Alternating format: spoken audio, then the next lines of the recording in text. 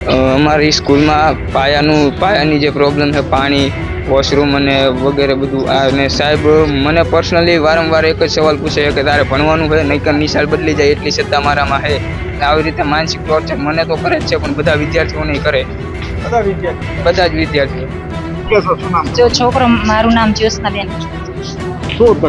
મારા છોકરાને ટોર્ચર કરવામાં આવે છે, નાના મોટા કામ કરવામાં આવે છે. મારા છોકરાને ભણવા આવે છે, કાંઈ કામ કરવા નથી આવતું. બરોબર, સ્કૂલમાં, સરકારી સ્કૂલ.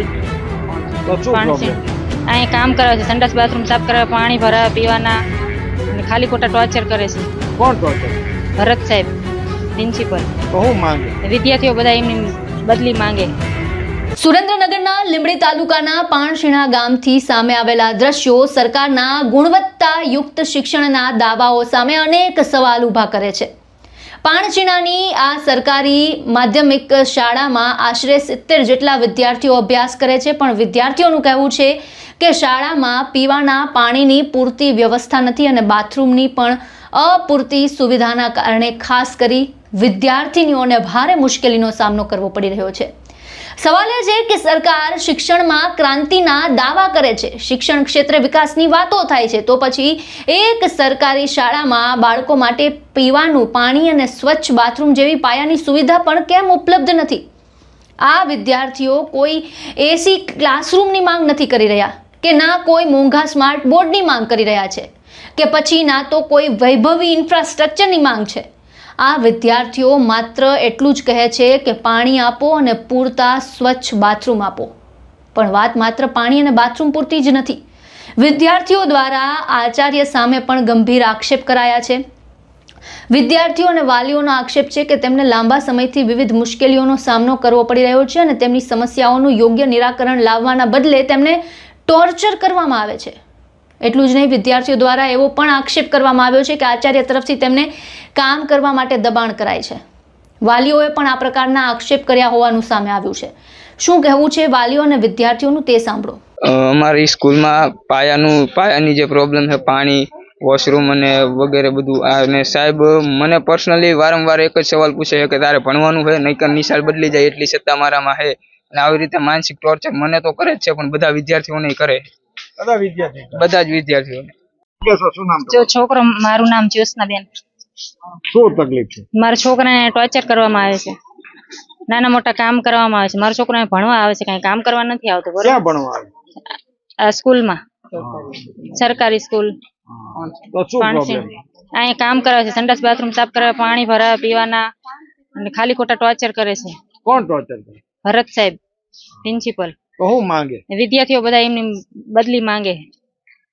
બરોબર, મારો છોકરો એવું કહે છે કે બદલી નહીં કરાવે ને સાહેબ ની, કે સાહેબ અમને બહુ માનસિક ત્રાસ આપે છે, બદલી નહીં કરે તો હું આત્મહત્યા કરીશ. મારો છોકરો આત્મહત્યા કરશે તો મને છોકરો કોણ લાવી દેશે? જવાબદારી કોણ લેશે? બોલો. આ બાબતમાં તો અત્યારે છોકરો જે રેલી કાઢીને ગ્રામજનોને બોલાયા, એમાં પાણીની એક સમસ્યા ક્યાં તો મોટર 2 દિવસથી બંધ છે. અને હાલ હું અત્યારે ગામમાં દશરથસિંહ કરીને હતા, એમને બોલાવવા ગયો હતો પાણીની મોટર માટે, પણ એમને તપાસ કરીને ગયા. એમને એવું કીધું કે જે પાણીની મોટર છે એને કે બદલવી પડશે, અથવા તો તમે જે અત્યારે નવી લીધી છે ત્યાં રિપ્લેસમાં તમને બદલાઈ આપશે. છોકરાઓનો આક્ષેપ છે કે તમે સફાઈ કરાવો. ના, સફાઈનું તો મેં અત્યારે કંઈ કરાવી નથી. છેલ્લા જ્યાં એમને ના પાડી કે અમે સફાઈ નહીં કરવી, ત્યારથી મેં સફાઈની ના જ પાડીને અત્યારે મેં ગામમાં સફાઈ કામદારને જ ગોતવા ગયો હતો કે ભાઈ રોજે રોજ આવીને એમને ટોયલેટ, વોશરૂમની સાફ કરે. જે હું ગામમાં આ કામથી ગયેલો હતો, અને અહીંયા શાળામાં 4 શિક્ષકો હોવા છતાં પણ વિદ્યાર્થીઓ રેલીમાં ગામજનોને લઈને આવ્યા છે. સવાલ એ છે કે શાળામાં બાળકો ભણવા આવે છે કે કામ કરવા? બાળકોના હાથમાં પુસ્તક હોવું જોઈએ કે પછી કામનું સાધન? જો આક્ષેપો ખોટા છે તો તંત્રએ સ્પષ્ટતા કરવી જોઈએ, અને જો આક્ષેપોમાં સત્યતા છે તો જવાબદારી નક્કી કરી કાર્યવાહી કેમ નહીં? કારણ કે શિક્ષણની શરૂઆત જ જ્યાં બાળકોની મૂળભૂત જરૂરિયાતોથી થાય છે, ત્યાં જો બાળકોને પીવા માટે પાણીનો વિરોધ કરવો પડે, બાથરૂમ માટે અવાજ ઉઠાવવો પડે અને પોતાના હકની સુવિધા માટે સંઘર્ષ કરવો પડે, તો પછી ગુણવત્તાયુક્ત શિક્ષણના મોટા મોટા સૂત્રો કોના માટે છે? દિવાલો પર લખાયેલા સૂત્રો માટે કે પછી જમીન પર ઊભેલા વિદ્યાર્થીઓ માટે? સીધો સવાલ શિક્ષણ મંત્રી રીવાબા જાડેજાને. મેડમ, પાણશીણાની આ શાળામાં આશરે 70 વિદ્યાર્થીઓ અભ્યાસ કરે છે. શું આટલા બાળકો માટે પૂરતું પીવાનું પાણી ઉપલબ્ધ કરાવવું પણ સરકાર માટે એક મોટો પડકાર છે? વિદ્યાર્થીનીઓ માટે પૂરતા અને સ્વચ્છ બાથરૂમની વ્યવસ્થા કરાવવામાં પણ તંત્રને આટલો સમય કેમ લાગે છે?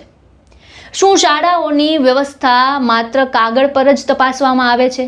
કારણ કે જો ફાઇલોમાં શાળા સુવિધાયુક્ત દેખાતી હોય અને જમીન પર વિદ્યાર્થીઓ પાણી અને બાથરૂમ માટે પણ વિરોધ કરતા હોય તો પછી ફાઇલ સાચી છે કે હકીકત? અને જો તંત્રને આ સમસ્યાની જાણ હતી તો અત્યાર સુધી કાર્યવાહી કેમ નહીં? અને જો જાણ નહોતી તો પછી શાળાઓની વાસ્તવિક સ્થિતિ તપાસવાની જવાબદારી કોની?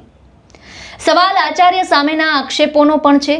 વિદ્યાર્થીઓ અને વાલીઓ દ્વારા કરવામાં આવેલા આક્ષેપોની નિષ્પક્ષ તપાસ થશે કે પછી આ ફરિયાદો પણ કાગળની ફાઇલોમાં જ દબાઈ જશે?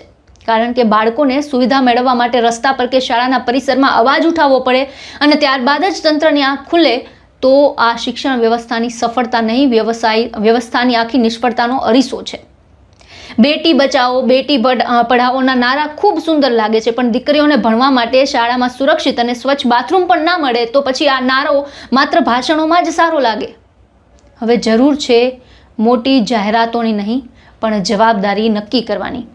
પાણશીણા શાળાની સ્થિતિની તાત્કાલિક તપાસ થવી જોઈએ. ત્યારે આ સમગ્ર મુદ્દાને લઈને આપના શું વિચાર છે અમને કમેન્ટ બોક્સમાં જણાવો. અને અમારો આ વિડીયો આપને પસંદ આવ્યો હોય તો તેને લાઇક અને શેર કરી અમારી ચેનલને સબસ્ક્રાઇબ કરવાનું ભૂલશો નહીં. નમસ્કાર.